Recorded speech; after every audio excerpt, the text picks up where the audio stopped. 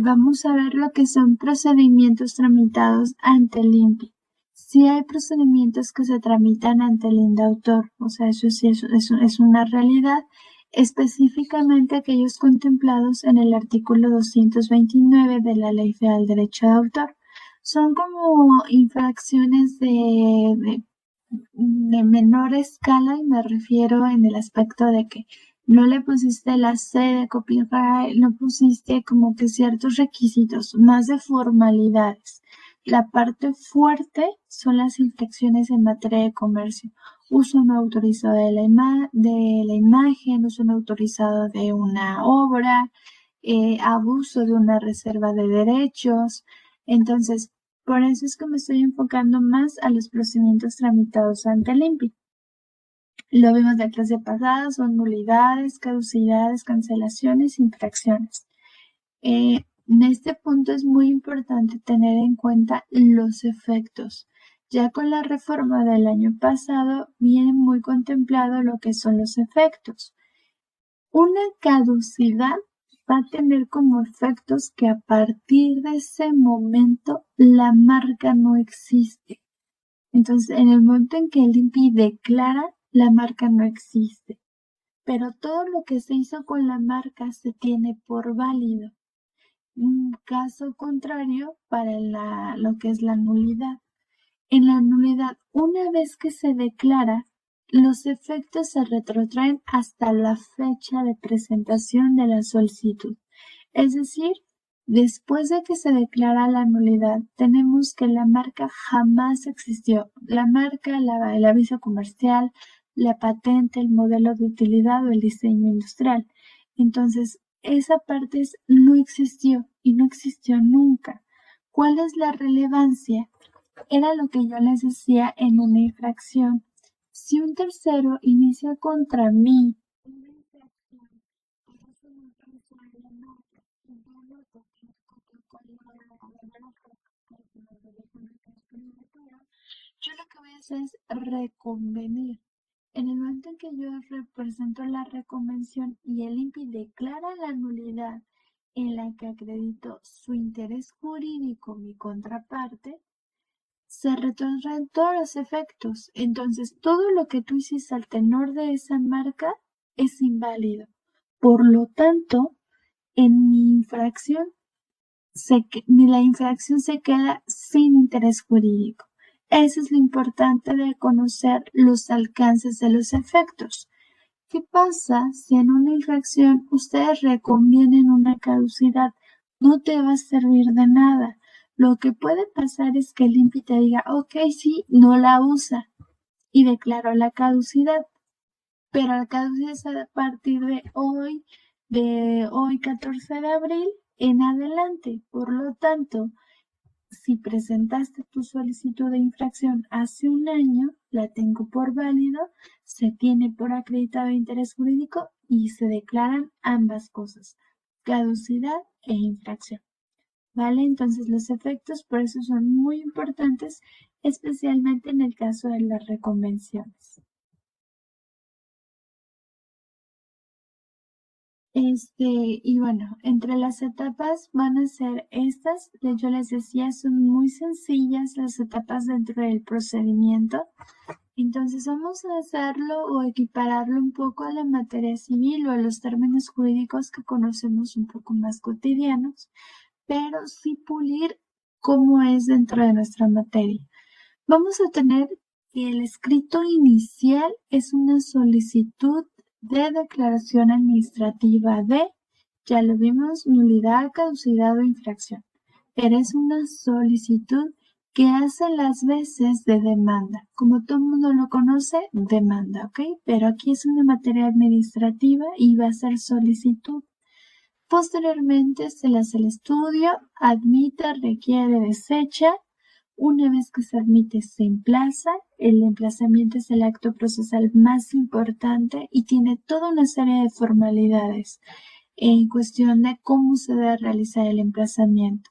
Después de que se realice el emplazamiento, se le va a dar un tiempo a la contraparte para contestar.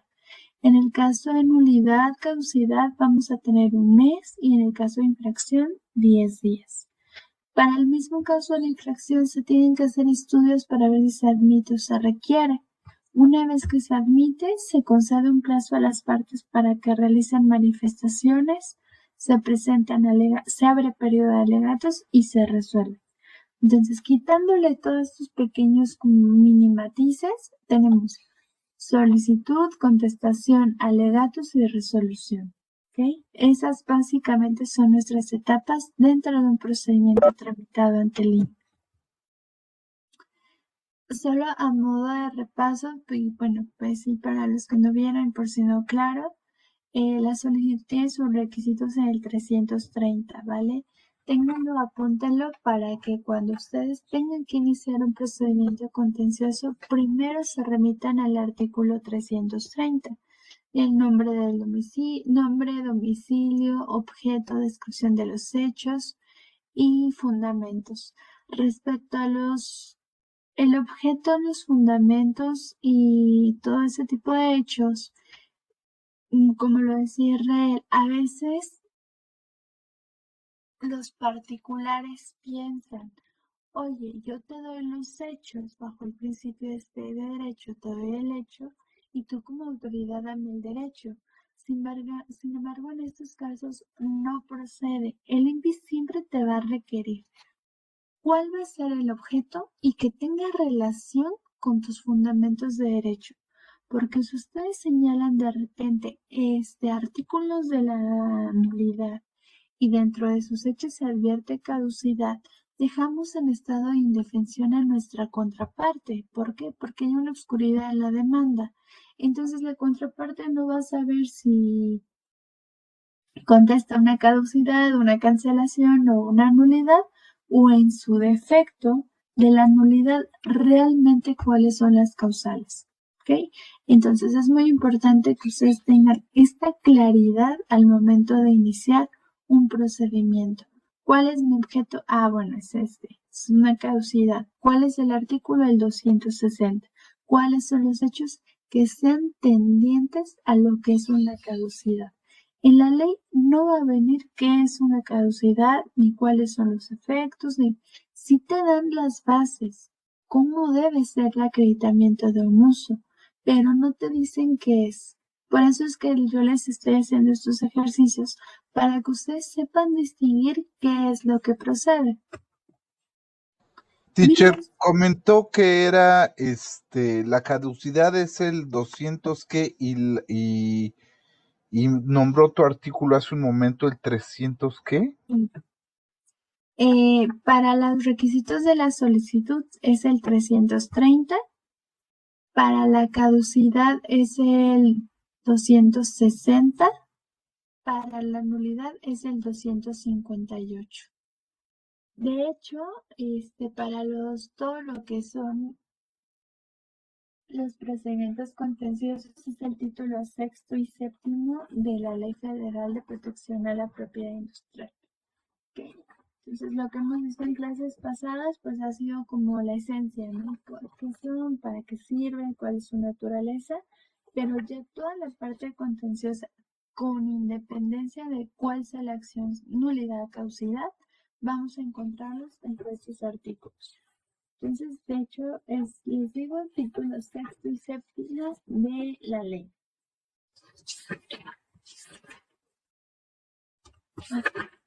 Entonces, como yo les decía, además de estos requisitos del 330, hay que tener muy presente que tenemos otros más. Siempre es copia de traslado de absolutamente toda nuestra solicitud, el pago por el estudio de solicitud, la firma de todas nuestras promociones, si son autorizados, cambio de domicilio, cambio, lo que sea, por muy sencilla, todas deben de ir firmadas, porque si no, opera de plano, de pleno derecho el desechamiento de la prueba, del desechamiento de la promoción y no se puede mediar requerimiento alguno.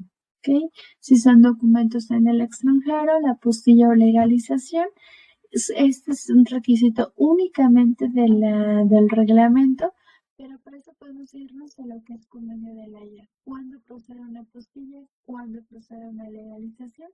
Y en su caso, pues también para saber y objetar, saber objetar. ¿Qué es lo importante de saber los requisitos? Una, si tú eres el solicitante, pues finalmente que sea admitida. Y por otro lado, si los tienes muy presentes, tú puedes identificar como demandado, o sea, o titular afectado, presunto infractor, cuál fue lo que o qué fue lo que le faltó a tu contraparte. Entonces puede que en un procedimiento ustedes se percaten que el documento de poder de tu contraparte no tiene apostilla y conforme la haya, sí es necesario. Entonces es un elemento en el que tú puedes alegar una falta de personalidad o en su caso que tú te des cuenta que no, o que tu traslado viene incompleto o que los documentos vienen en idioma diverso al español.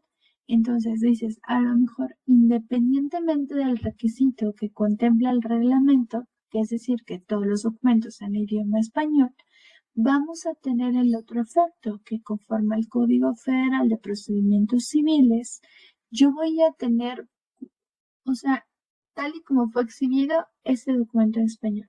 Entonces la autoridad, si tú querías acreditar que en tu factura o en esa revista en idioma en inglés, chino, francés, el que sea, venía algo importante, tú como contraparte o como, sí, como parte contraria al oferente, puedes alegar esta parte y quitarle o restarle esa eficacia probatoria. ¿Ok? Tiene el valor, recuerden, el valor solo es público o privado, pero el alcance es diferente. Y eso es donde viene lo importante, saber atacar. Oye, me quiere acreditar que ese título ya estaba otorgado en el extranjero. Perfecto. Lo que vas a hacer es, este documento no puede ser considerado como público porque le falta la apostilla y conforme al artículo 2, no puede surtir sus efectos dentro del país. Por lo tanto, hace las veces de una documental privada. ¿Vale? Entonces, por eso es muy importante tener presente este tipo de requisitos para la cuestión de pruebas, no solo el valor, sino el alcance. Yo les decía, la parte central es el objeto, siempre el objeto, y no solamente al momento de iniciar un procedimiento. Como yo les decía, si a ustedes de repente se les olvida cómo son las pruebas, cuáles son los requisitos del 330, no va a pasar nada, porque van a tener la ley cerca, o sea, no es algo que digas, es algo que a lo que tú puedes recurrir.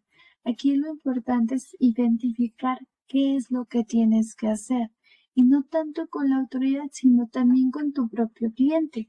Saber cuáles son los riesgos de iniciar una caducidad, una infracción o una nulidad. Por lo tanto, pues bueno, el objeto hay que identificarlo también dentro de nuestro escrito de solicitud. Sobre el interés jurídico, como yo les decía, hay que acreditar siempre ser el titular del derecho respectivo. Acreditar. ¿Ok? Entonces, voy a superar un impedimento. ¿Por qué? Porque tengo esta cita de anterioridad. O por el otro lado, oye, es que Itzel Díaz está usando una marca idéntica a la mía. ¿Cuál es tu interés jurídico? Mi marca. ¿Por qué? Porque yo tengo un derecho concedido a mi favor y es exclusivo. Este derecho es mi acreditado. Entonces, pues con lo que voy a acreditar es interés jurídico. Entonces, por eso es que a lo mejor yo era tan repetitiva en cuestión de todas las demás clases de ¿qué tienes? Una marca, tienes una obra. Oye, pues es que una obra pues no necesito un registro por el principio de protección automática. Ok, pero ¿cómo vas a acreditar que el uso de esa persona fue realizado con posterioridad al fijamiento de tu obra? Ah, bueno, entonces, ¿sabes qué? Pues le puede decir a tu cliente, no es necesario para protección, pero sí para defensa. O sea, sí es necesario, ¿por qué? Porque yo debo de acreditar ante la autoridad cuándo fue fijado. Entonces, otro de los puntos vitales, además del objeto, es el interés, como yo decía, si es marca, si es patente, hay que identificar si hay un derecho que fue constitutivo, o sea, si estamos ante una figura constitutiva de derechos, ¿ok? Por ejemplo, una reserva, una marca, una patente. Si estamos ante un nombre comercial o un derecho de propia imagen o una obra, entonces hay que atender a la naturaleza en particular. Oye, nosotros vimos en clase el caso de la hija de Alexis Ayala. Pues no hay un documento. ¿Cómo lo acreditas? Pues su interés jurídico es mi propia imagen. Entonces, eso ya está por default. Lo que debo de juntar es la legitimación. Yo como padre de la niña tengo que acreditar pues mi relación, mi filiación. ¿Cuáles son los documentos? Pues finalmente un acta de nacimiento. Teacher, noté que ahorita puso usted la parte del copyright, pero bueno, amén de decir una tontería, el copyright es una figura extranjera. Sí. ¿Cómo es que trabaja aquí en México? ¿O no trabaja? ¿O se tiene que apostillar? Por ejemplo, si yo tengo una marca extranjera y tengo, no sé, o tengo alguna cosa que tenga copyright en el extranjero, al traerlo, ¿esto cómo funciona? Ojo, el copyright más que nada es el sistema, porque de hecho es el derecho de copia y haz de cuenta que es o lo podremos relacionar un poco con lo que para nosotros es derecho de autor. No, o sea, por ejemplo, el trademark, ese para ellos son las marcas, ¿vale? Pero el copyright únicamente podría enfocarse más o menos a lo que vendría siendo para nosotros derecho de autor y derechos conexos. Ellos no lo tienen identificado, lo tienen bajo la misma figura. La otra parte, nosotros lo vimos que bajo el principio de protección automática tiene una protección internacional. Entonces, si vamos a lo que es copyright, pues básicamente solo acredítame la fijación de la obra. A mí no me va a importar dónde la fijaste. Bajo el convenio de Berna, únicamente acredítame la fijación, la titularidad y la fecha. ¿Vale? Entonces, más que nada es esta figura. Yo le puse más la imagen, se me hacía más claro. Pero bueno, esa es como más la relación. Es para ellos un sistema. Más que traerlo, es un sistema que va a ser totalmente territorial. Eso sí, ellos va a ser bajo sus criterios resolver la invasión de derechos, ¿vale? Entonces no puedo traer eso. Y por lo que me habías dicho de la marca, ¿cómo protejo esa marca del extranjero a México? Pues bueno, bajo el principio de las marcas va a regir siempre el principio de territorialidad. Entonces, si yo tengo una marca china, pues en China únicamente va a tener esta protección, salvo en el caso de las notorias y famosas, que sea tal la relevancia que dices, bueno, se conoce y por lo tanto, conforme al Convenio de París, la debo proteger. ¿Ok? O sea, algo Entonces, pero es eso, parecido es más que nada el sistema. perdón, algo parecido a lo que comentaba usted al licenciado Valeriano y Louis Vuitton, que Ajá, tienen el mismo de logo, hecho, vaya. tiene el mismo logo y ese logo dices, bueno, si no estuviera registrado aquí en México, por lo tanto, pues podría estar protegido por ser una marca notoria. Sería el único de los casos.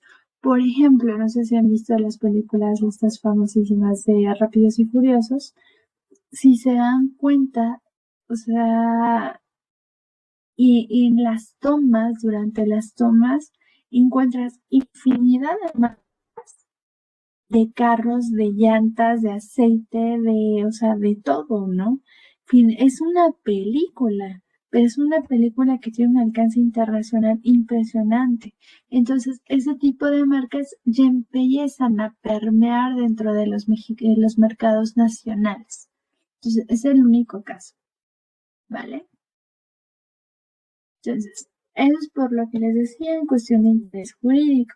Ahora, en los procedimientos, ustedes pueden ofrecer absolutamente todo tipo de pruebas, salvo la excepcional y confesional, siempre, o sea, salvo que se encuentren dentro de una documental.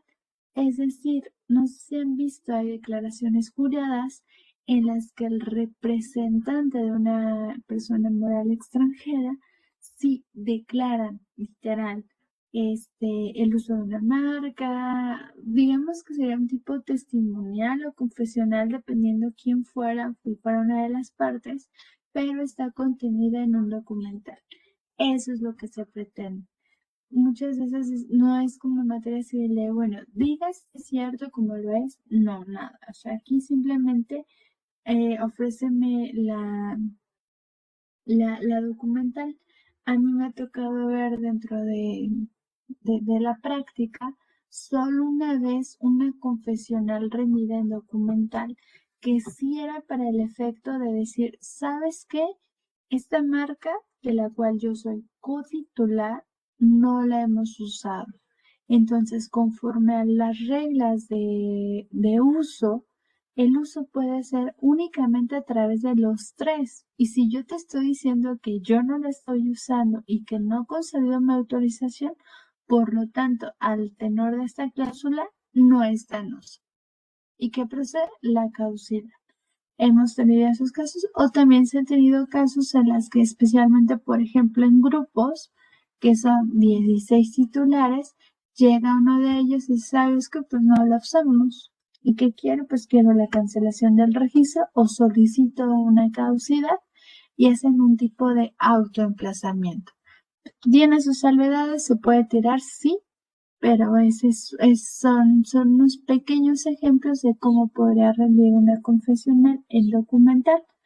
Otro de los casos, si yo veo que del escrito rendido por mi contraparte, el que sea, o sea, el que sea, si son manifestaciones, alegatos, una prueba, lo que sea, yo veo que hay una declaración del representante en pleno uso en el que ellos alegan una conducta, yo le puedo ofrecer esa misma como confesional y sí ha servido. Hay procedimientos en los que se han ido precisamente en el sentido que dice, oye, mi contraparte ya me dijo que inició un procedimiento de nulidad para afectarme y que no es su intención usar estos registros. Ah, bueno, entonces, ¿de qué te sirve una confesional? Acreditarías una mala fe. Vale. Entonces, pero sí tiene sus pequeños matices. ¿Qué va a ser lo importante para nuestra materia? Si bien se ofrecen todas las pruebas, hay que entender qué es lo que queremos hacer. ¿Qué me quieres acreditar? ¿Quieres acreditarme un uso? Ah, bueno, entonces exhíbeme facturas. ¿Quieres acreditarme una causa justificada, una causa que justifique tu no uso de la marca? Pues bueno, entonces no me tienes que ofrecer 20,000 cosas, sino simplemente hay que ser asertivos. Oye, no uso esta marca porque no tengo la autorización de COFEPRIS. Perfecto. Entonces, únicamente ofrece copia certificada u original de la negativa de la licencia de autorización de lo que te tendría que otorgar COFEPRIS, Profeco, Consejo Regulador de Tequila, Secretaría de Economía, Dirección General de Normas. ¿Ok? Entonces, eso es lo importante. Sobre, oye, quiero acreditar, yo les ponía el ejemplo, oye, quiero acreditar un uso, me exhibes 200,000 facturas en las que solo vienen códigos. ¿Cómo la autoridad o mi contraparte va a saber a qué hace referencia ese código? Fácil, puedes ofrecer una muestra física o puedes ofrecer también algún catálogo. Otra cosa, a veces, acuérdense que la marca se debe de usar tal y como fue registrada, salvo pequeñas variaciones. Entonces, si en una factura se acredita que se vende tequila Don Julio, pero queremos acreditar el uso de una marca mixta en la que obra el diseño tridimensional y el diseño del logo, ¿qué sería lo ideal? Pues que se me acreditara con la muestra física. Entonces, este tequila Don Julio que se ha identificado bajo este código corresponde a este producto y yo te estoy acreditando que dentro del mercado hay un uso efectivo de la denominación Don Julio y del diseño, porque ese es un gran error. Eso se ha visto mucho en la práctica, que dices, es que mi factura viene, o de hecho mi factura viene en la parte de arriba. Eso es muy, muy importante. Si yo voy a acreditar un uso, ese uso debe ser real y sobre los productos o servicios. Ustedes no sé si han visto que hay facturas, por ejemplo, si llegan a comprar algo en Liverpool y solicitan factura, puede que yo compre unos tenis Converse en Liverpool y te exija una factura. Y la factura está arriba de Liverpool y yo quiero acreditar tenis de la marca Liverpool. No me va a servir. No me va a servir porque si la marca dentro de la factura viene hasta arriba, se va a entender que la comercialización del producto o la prestación del servicio es al tenor de la marca de arriba y no así los productos que obran dentro de la factura. ¿Ok? Entonces, si ustedes algún día quieren acreditar un uso anterior, un uso una caducidad, lo que necesitan es precisamente acreditar que sea para los productos o los servicios, ¿vale? Y la otra cosa, que tu factura sea emitida por la persona que es titular del derecho o en su caso, la persona que lo está usando. Si en un procedimiento de infracción yo quiero acreditar un uso anterior, pues deben de ser las facturas emitidas por mí. No podría ser a favor de un tercero porque estaríamos ante una legitimación o una de dos, pasiva o simplemente esas pruebas serían ineficaces para acreditar un uso anterior mío. Entonces, eso es lo importante en los procedimientos. No tanto que pruebas, sino lo asertivo que sea al momento de ofrecerlos. Visitas de inspección también se admiten dentro de nuestros procedimientos. Tenemos requerimiento de informes a terceros y visitas de inspección. ¿Cuándo son útiles? Una infracción, sí o sí, una visita de inspección, sí o sí, en una infracción. ¿Por qué? Porque quiero acreditar el uso de una marca. Entonces, sería ideal, porque si es para la prestación de servicios, pues ya que se acreditaría quién lo está prestando, qué es lo que está prestando y bajo el amparo de. Si es para la comercialización de un producto, podría ser. Sin embargo, pues bueno, también hay que tener presentes las fe de hechos. Yo puedo, como titular afectado, iniciar una fe de hechos, ir al domicilio donde se está prestando el servicio y finalmente también serviría como prueba. Otro de los casos es con mi fedatario público pudiera comprar un producto y certificar tanto la factura como el producto y ofrecerlo. ¿Qué es lo que se está acreditando? La comercialización de un producto presuntamente infractor. En los casos de caducidad, ustedes ahorita lo vamos a ver, bueno, en estas clases los vamos a ver, que el uso es vital, ¿vale? El uso, no hay una diferencia entre hablar sobre un uso anterior para una infracción, un uso interior como una acción, una caducidad o cual sea el caso para un uso. E incluso para una renovación de reserva de derechos, el uso lo podemos entender de la misma forma. Es la puesta a disposición, la puesta efectiva de un producto o de un servicio. Les vamos a dar unos ejemplos. Pero bueno, entonces, una visita sí te puede acreditar un uso no autorizado por parte de un tercero, pero podría ser una visita totalmente ineficaz para una caducidad. ¿Por qué? Porque para la caducidad tú debes de acreditar un uso con fecha anterior a la fecha de presentación de la solicitud. Entonces, si la visita se desahoga con posterioridad a la solicitud, sería un tanto ineficaz. Yo lo que siempre les he recomendado es ofrecer la visita, aunque sea caducidad, no te va a ayudar por el tiempo, pero lo que puedes hacer es dentro de tus puntos ofrecer o solicitar que se recaben muestras físicas. Entonces, a lo mejor tú tienes facturas emitidas con anterioridad que sí son eficaces, que son totalmente viables, y lo que podrías hacer es relacionar al manipular con las muestras físicas. Serían de esos pocos casos. Entonces, yo les decía, se puede requerir o desechar, se da un término de 5 días hábiles, si es en el caso del pago, y 8 días para cualquier otro caso. Se desecha de plano por falta de firma o en su caso que no se cumpla alguno de los requisitos de 330, el domicilio, cosas así. Otro sería por falta de personalidad.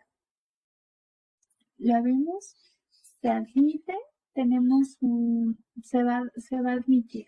¿En qué domicilio? Pues si es un titular afectado, en el que obra un expediente.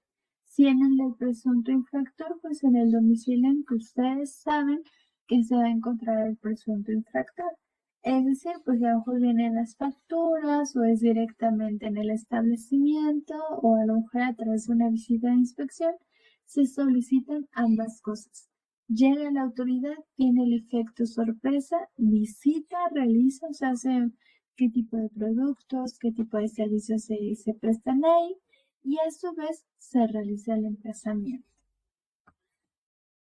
Tenemos que para contestar, ojo, para nulidades, caducidades y cancelaciones es un mes. Y para el caso de las infracciones van a ser 10 días hábiles. Infracción o infracción en materia de comercio. Por lo que hace la contestación tiene menos requisitos, ¿vale? ¿Por qué? Porque ellos finalmente solamente tienen como realizar manifestaciones o poner excepciones y en su caso las pruebas que ofrezcan, ¿no? Entonces, requisitos como tal, yo los que considero son copia siempre para traslado, documento de poder, si requieres copias certificadas o simples, el pago respectivo, si son documentos en el extranjero, que sea postilla, si son en idioma español, pues bueno, traducción, ¿no? Pero realmente no hay como el requisito de tú tienes que ofrecerme pruebas para acreditar pues tus decepciones. No, o sea, si no las ofreciste, yo no te voy a requerir, bajo el principio pues de neutralidad por parte de la imparcialidad por parte de la autoridad. La única particularidad para el caso de los presuntos infractores o titulares afectados es el plazo de 15 días hábiles para aquellas pruebas que se otorgan en el extranjero. ¿Por qué? Hay veces en las que dices, bueno, sí uso esta marca, pero ¿sabes qué? En el caso de una patente, bajo el principio de agotamiento de derechos, son productos que yo tengo del extranjero por el titular. Entonces el extranjero tiene los permisos sanitarios, tiene todos los permisos, bueno, entonces no las tengo aquí. Obviamente pues no todos tenemos pensados que nos van a emplazar en cualquier momento. Por eso es que se le da este plazo de 15 días, pero solo para el presunto infractor o titular afectado.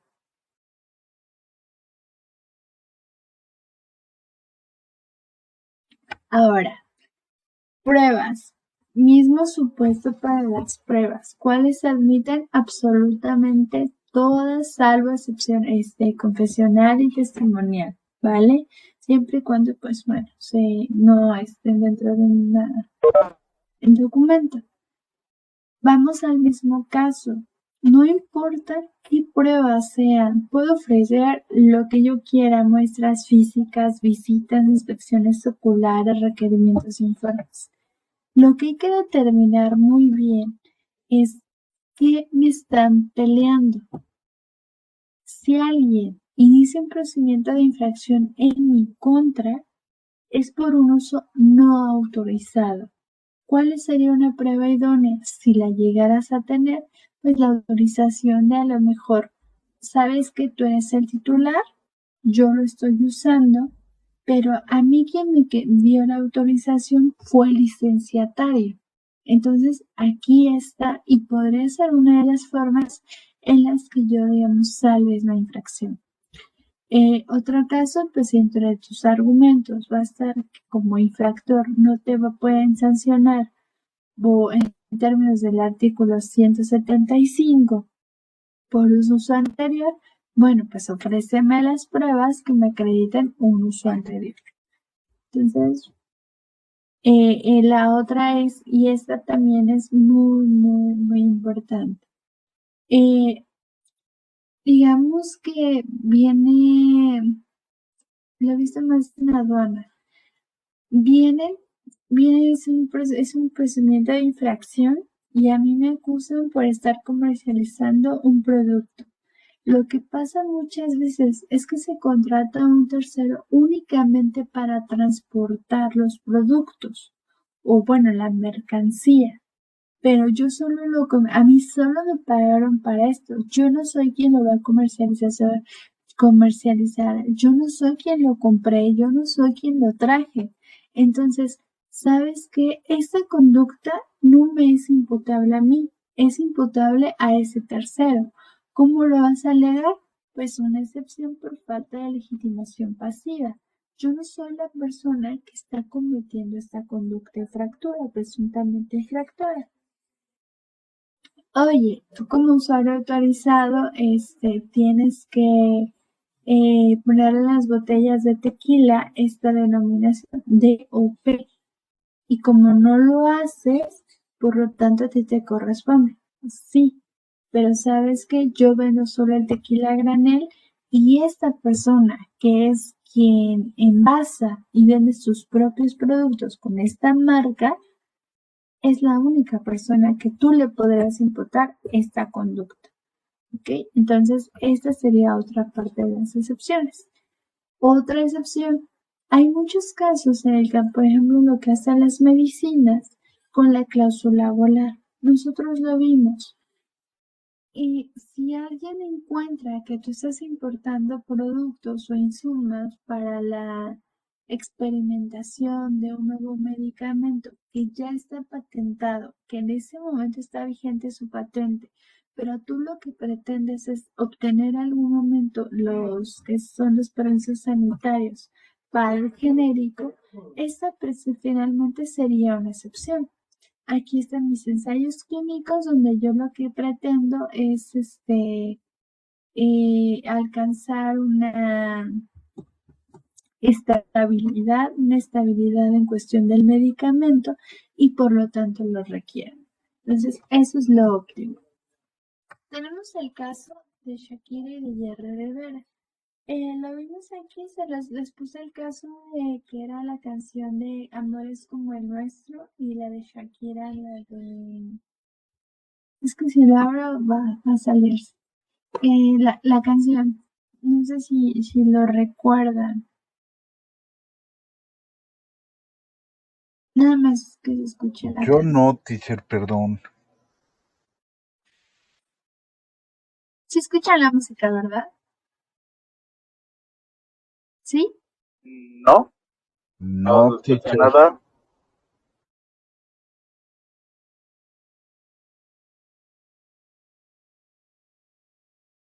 Esperen 2 segundos.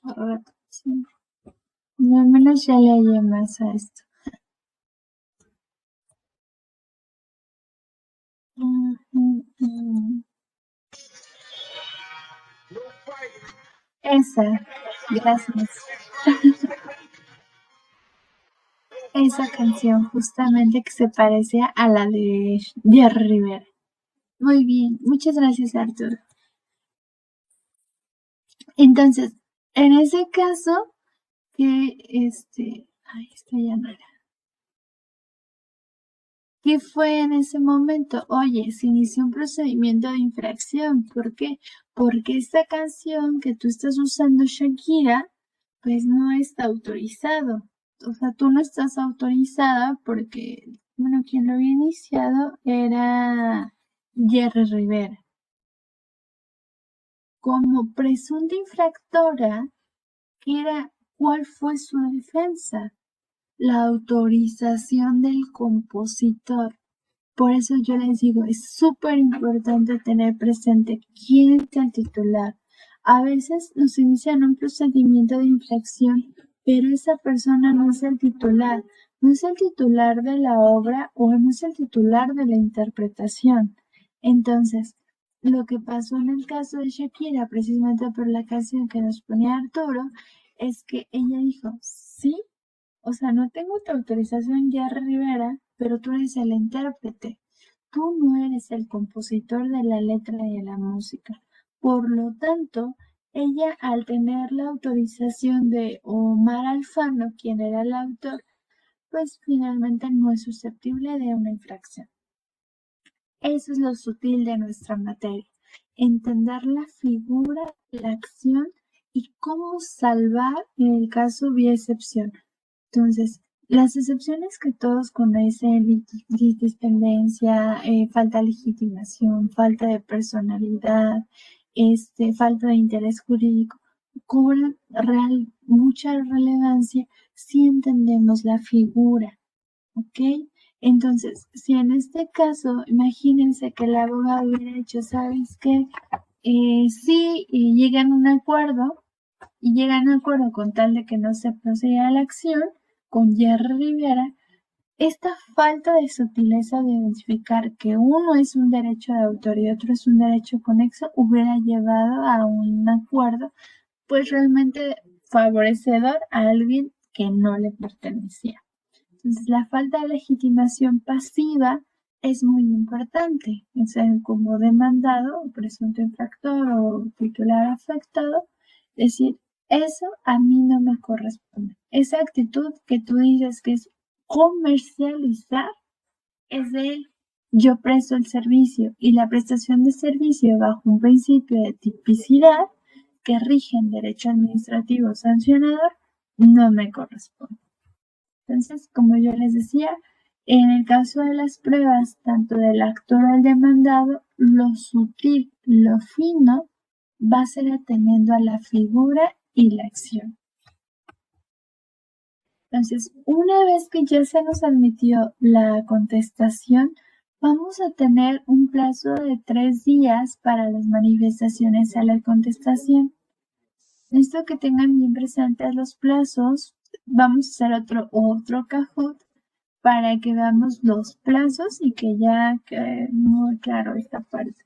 Entonces, si ustedes checan, eso sí, si ahorita checan la Ley Federal de Protección de la Propiedad Industrial, no van a encontrar dentro de las etapas las manifestaciones de la contestación.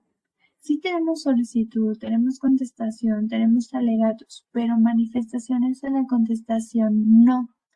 Esto se debe a que nosotros, o bueno, se implementa a partir del Código Federal de Procedimientos Civiles, porque en el artículo 297, fracción segunda, te da ese derecho de réplica. Oye, te admito una prueba, ok, le doy a tu contraparte el plazo de 3 días le doy vista y que él se manifieste. Oye, tengo por admitido el requerimiento de informes de un tercero bajo el mismo principio de los 3 días, pues tenemos esta correspondencia entre las partes. De toda promoción o de todo acuerdo se le tiene que dar vista a tu contraparte. Digo, y me refiero a vista en acuerdos que tienen injerencia dentro del procedimiento. Si es un cambio de domicilio, si son autorizados, pues realmente no le afecta ni la tramitación y de hecho ni a la contraparte alegar nada. ¿Ok? Entonces tenemos solicitud, contestación y manifestaciones a la contestación.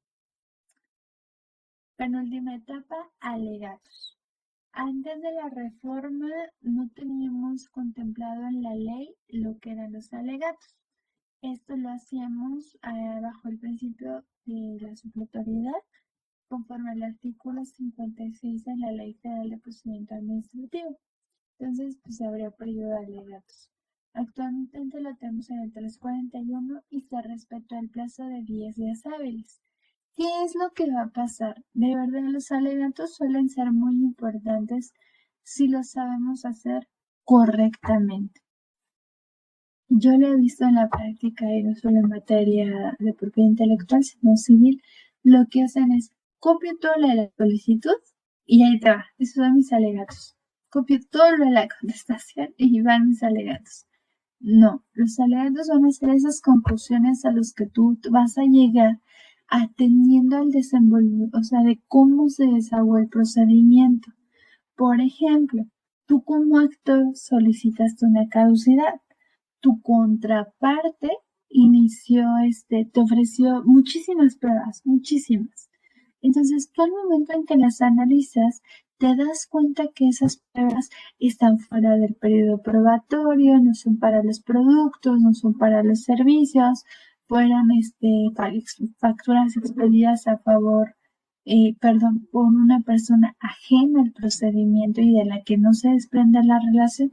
Esto es lo que debes de alegar en tu parte final, o sea, en los alegatos. De las probanzas ofrecidas ante el presente procedimiento, se acredita que son ineficaces porque no son dentro del periodo, fueron emitidas por un tercero y fue para productos de diversa naturaleza. Eso deben de ser en los alegatos. No solo copiar y pagar, sino realmente aprovechar esta etapa procesal para hacerlo. Otro consejo, y es parte de la estrategia del abogado, ¿no? Hay cosas de las que no te conviene a ti alegar en ciertos momentos. Vamos a hacer. Yo les decía, una marca tiene una vigencia de 10 años. Entonces, una vez pasados esos 10 años, tienes un periodo de gracia de 6 meses para renovarla. Digamos que se inicia tu procedimiento de nulidad, el que tú quieras, hoy, y está vigente la marca. Tan es así que pues le dieron trámite, ¿no? Está vigente y cuando a ti te toca contestar, te das cuenta que ya no está vigente, pero está dentro de los 6 meses. A ti no te conviene realmente alegarlo en tu escrito de manifestaciones. ¿Por qué vas a hacer? Le vas a dar luz a tu contraparte y decir, oye, sí es cierto, y lo presentas la renovación. Eso no se hace. Oye, es que tú como contraparte jamás me ofreciste en el procedimiento cita de anterioridad. ¿Qué es lo que pasa? Conforme al Código Federal de Procedimientos Civiles, tu contraparte puede subsanar. Si en su escrito de contestación alegan falta de personalidad, falta de interés jurídico y aparte que la marca no está renovada, lo único que van a hacer es al momento en que se resuelva, al momento en que se da cuenta tu contraparte, te va a exhibir la postilla de su poder que tú alegaste, te va a exhibir tu cita de anterioridad. ¿Por qué? Porque tú lo alegaste. Y por último, le vas a dar chance para que vaya y renueve la marca.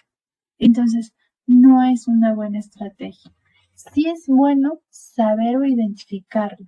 Y la otra es dejarlo correr. Si entonces tú ya viste que está en el periodo de gracia y cuando llega tu periodo de alegatos ya no hay forma de salvar esa marca, ahora sí que concluyes que dentro del presente procedimiento la parte actuada se quedó sin interés jurídico toda vez que la marca no fue renovada. ¿Ok? Entonces, es cuestión de identificar los tiempos.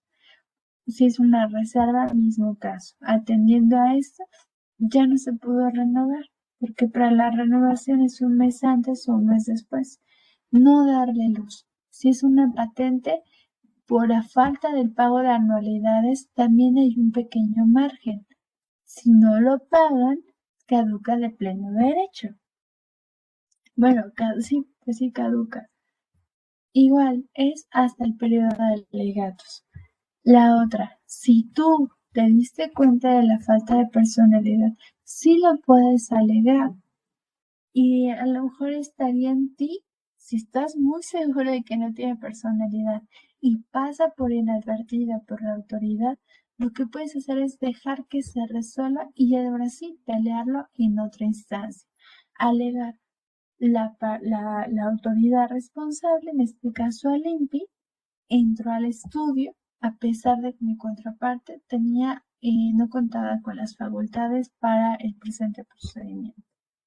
¿Vale? Entonces, igual, hay cosas en las que sí conviene dejarlos hasta el final para no dejar margen a nuestras contrapartes, pues de subsanar o enderezar su acción, en su caso sus excepciones.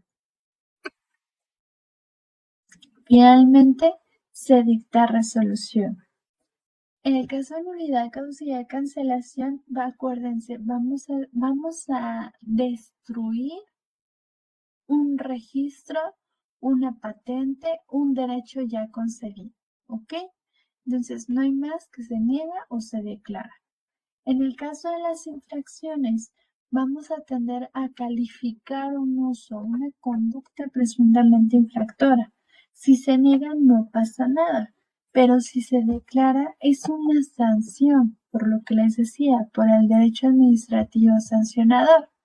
Entonces, no solamente voy a declarar la caducidad, lo que yo pretendo como autoridad es evitar que se siga cometiendo esa infracción, que la conducta siga permeando, que siga, pues estaremos en un caso de reincidencia.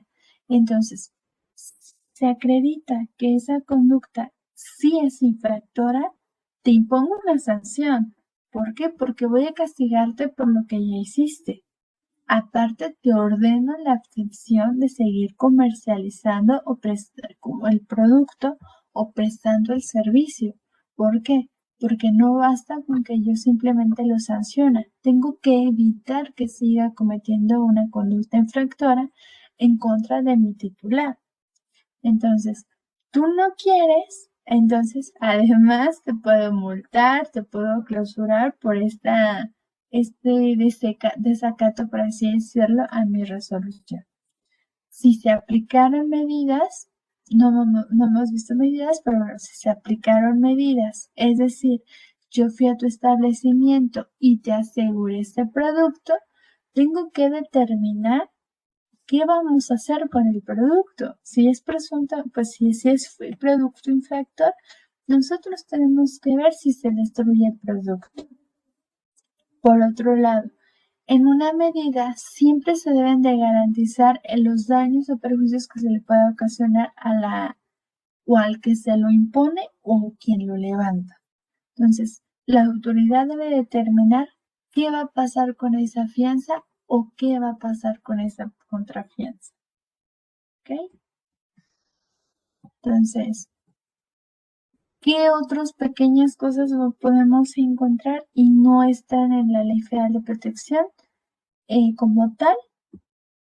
Son las pruebas supervenientes. Entonces, conforme al artículo 331 se permite, es decir, tú presentas tu solicitud o tu contestación y debes ofrecer todo lo que tengas.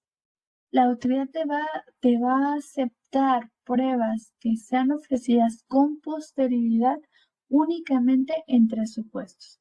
Y estos 3 supuestos los vamos a encontrar en el artículo 324 así como en el artículo 331 del Código Federal de Procedimientos Civiles. ¿Cuáles son? Las pruebas que se ofrezcan contra las excepciones del demandado. Era lo que yo les decía.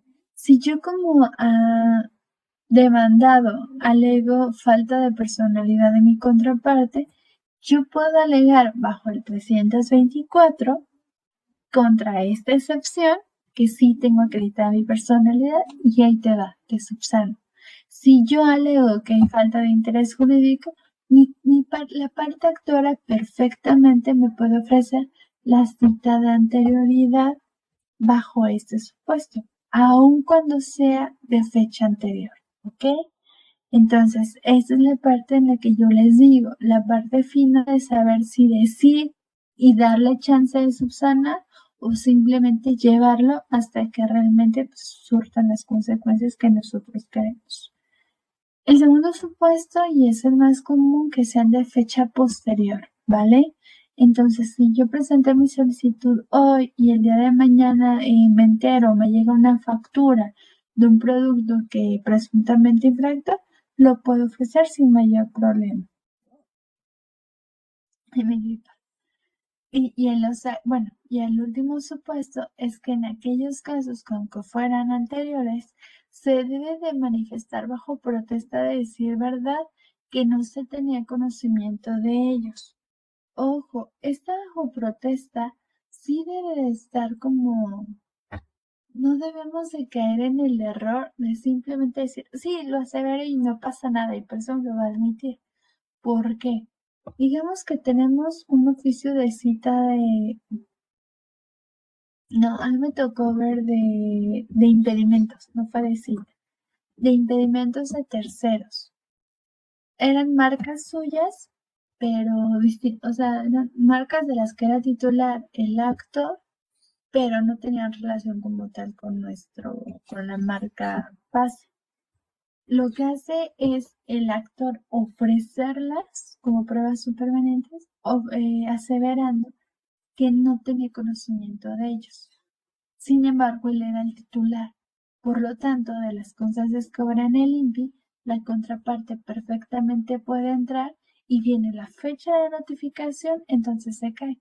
Una cosa es que tú me aseveras, pero aquí hay una constancia que me acredita que tú sí tenías conocimiento porque fuiste notificado, ¿vale? Entonces, sí lo puedes hacer, pero hay que ver, hay que ajustarlo bien. Regresando. Vamos a ver. Entonces, es solicitud, emplazamiento, contestación, alegatos, resolución. En el caso de la nulidad y la caducidad, atendiendo a la reforma del año pasado, vamos a tener que puede ser parcial o no. Y muy poco acertado, la parcialidad va a referir únicamente a los productos o servicios, no respecto al signo distintivo o la cuestión. Otra cosa, incidentes. Hay muchas materias en las que hay incidentes de previo especial pronunciamiento. En nuestra materia no. ¿Qué va a pasar? Oye, pongo el incidente por falta de competencia. Está bien. Y la ley lo permite, nuestra ley primaria. Lo único que dice es, eso se va a resolver al momento de resolverse. Nada va a ser con previo y especial pronunciamiento hasta el momento de resolverse. Si hay procedimientos que se llegan a suspender conforme al artículo 366 del Código, pero es al tenor de que en vía amparo te ordenan, como autoridad te ordenan que no puedes resolver, pues bueno, ahí sí, porque finalmente se tiene que acatar.